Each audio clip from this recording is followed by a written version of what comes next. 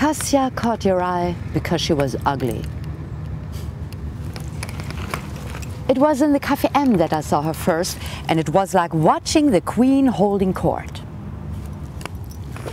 At that time, in the early 80s, the M was Berlin's hippest café, and my brand new hip lover John, bass player of a band called Man's Machine, brought me there. Everybody who was somebody or wanted to be somebody hung out there.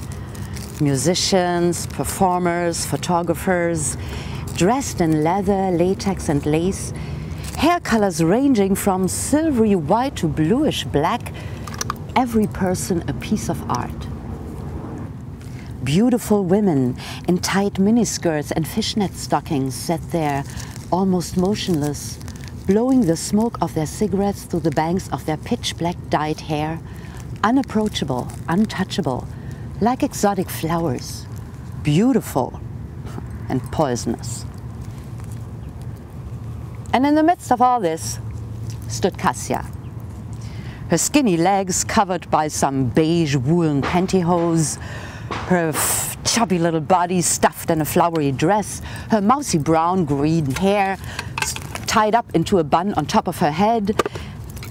Her whole appearance was in complete contrast to everybody else, and she broke every unspoken rule of the scene.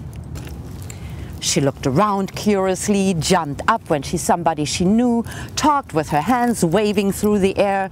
She was noisy, blunt, and in your face. "Who is she?" I whispered into John's ear. "Hang on," he whispered back. "First, gotta say hi to Cassia."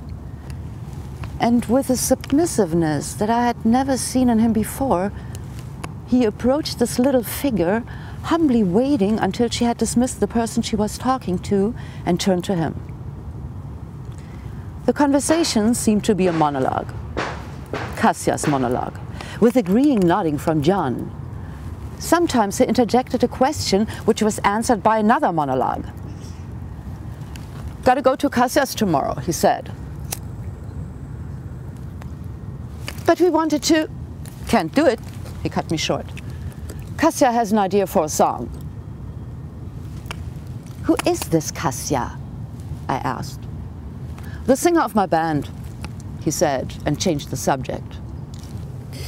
I swallowed the remark. Whose band that was probably needed some clarification, but I said nothing and jumped into the usual small talk about music and nightlife.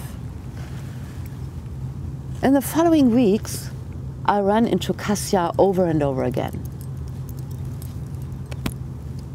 She seemed to know everybody, and everybody seemed to know her. And everybody approached her in the same submissive way as John did. I was fascinated by her.